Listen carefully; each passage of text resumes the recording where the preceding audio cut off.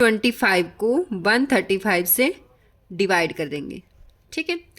अब 135 135 को 2 से करेंगे तो बड़ा हो जाएगा, तो 135 का 135, जब 225 में से 135 गया तो कितना बचा, 5 में से 5 गया तो 0, इसने 12 बन गया, 12 में से 3 गए 9 बन गया, तो हमारे पास रिमाइंडर कितना बचा 9। अब हम इसे इस फॉर्म में लिख देंगे, ए क्या था हमारे पास 225, ठीक है, बी क्या था 135, अब क्यू मतलब मल्टीप्लाई में, क्यू क्या आ गया ये कोशेंट मतलब भागफल मतलब 1 प्लस आर कितना बचा 90, लिख दिया। हेलो बच्चों, कैसे हो आप सभी, और आपका गो हायर यूट्यूब चैनल में आपका स्वागत है। और आज हम करने वाले हैं 10th क्लास का चैप्टर नंबर 1 का एक्सरसाइज 1.1, और वो है हमारा यूक्लिड विभाजन एलॉगरिथम। तो आज की वीडियो में हम यूक्लिड विभाजन एलॉगरिथम क्या होता है और इससे एचसीएफ कैसे निकालते हैं फुल डिटेल में पढ़ेंगे।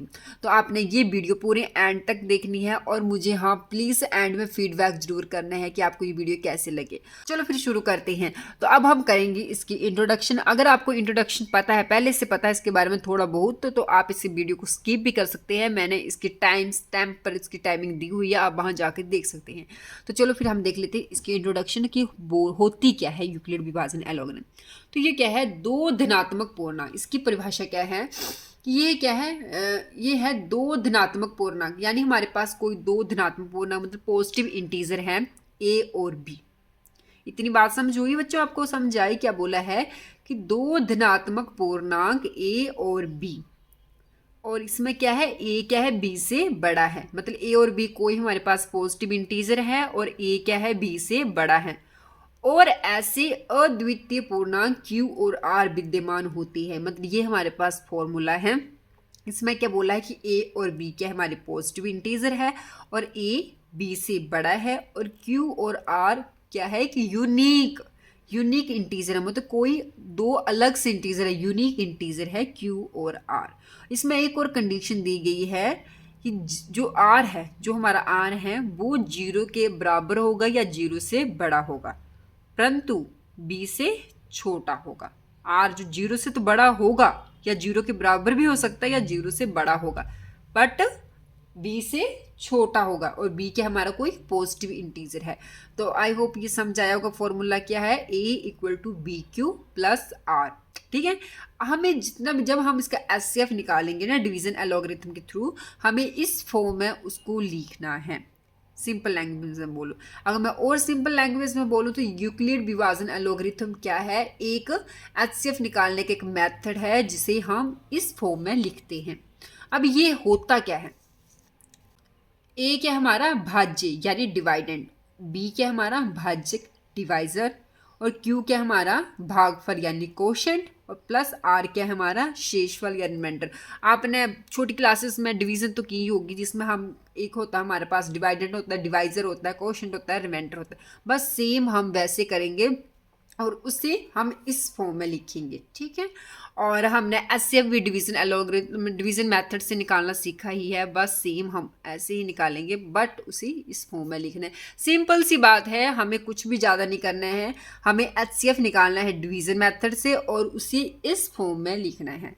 तो आई होप आपको क्लियर हुआ होगा। चलो फिर हम इसका क्वेश्चन करते हैं, थोड़ा बहुत डाउट होगा तो वो क्वेश्चन से बिल्कुल दूर हो जाएगा। तो बच्चों ये रहा हमारे पास क्वेश्चन, जो क्या दिया है कि 135 और 225 का एचसीएफ निकालना है, कि हमें 135 और 225 का एचसीएफ निकालना है, किससे, यूक्लिड विभाजन एलॉगरिथम का यूज करके, मतलब उसका प्रयोग करके हमें इन दोनों का एचसीएफ निकालना है। तो सबसे पहली कंडीशन क्या है हमारी, 225 क्या 135 से बड़ा है, तो मतलब क्या है 225 135 से बड़ा है। तो हम उसमें क्या बोलते थे, वो हमारा क्या फॉर्मूला था, उसमें हम बोले थे कि ए बी से बड़ा होना चाहिए, ठीक है। तो मतलब क्या है, ये क्या है हमारा ए है और ये क्या हमारा बी है। मैं साइड में ऐसे हम लिख देते, ये क्या हमारा ए है और ये हमारा बी है, और हमें पता है क्या होता है, कुछ फॉर्म में लिखना हमें ए सॉरी किस फॉर्म में लिखना है हमें, A equal to B Q plus R, और आर क्या है 0 से less than R into B, इस फॉर्म में लिखना है हमें, ठीक है। और इसे अब हम क्या करते हैं, कुछ भी नहीं करेंगे हम, 135 को डिवाइड कर 225 को 135 से डिवाइड कर देंगे, ठीक है।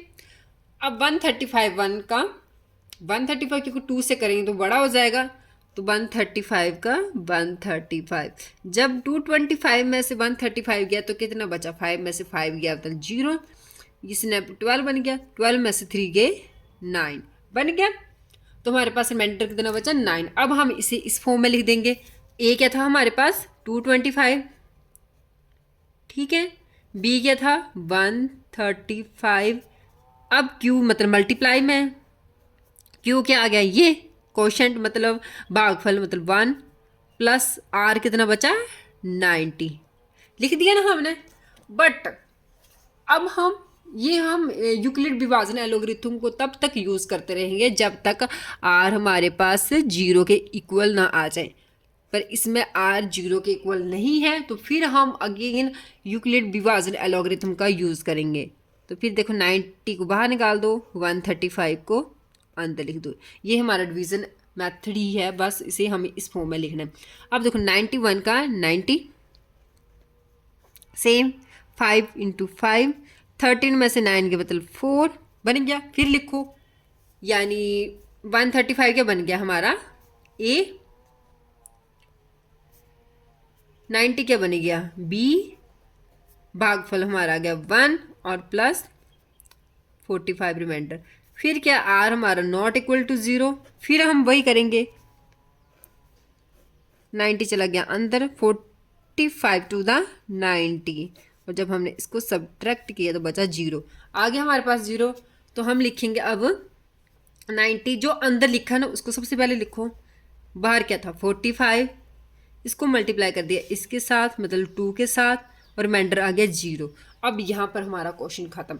तो हमारा जो HCF क्या निकला, HCF मतलब 135 और 225 का HCF, जो लास्ट में हमारा जो B आएगा वही HCF होगा, यानी 45 इसका HCF है, और ये रहा इसका आंसर।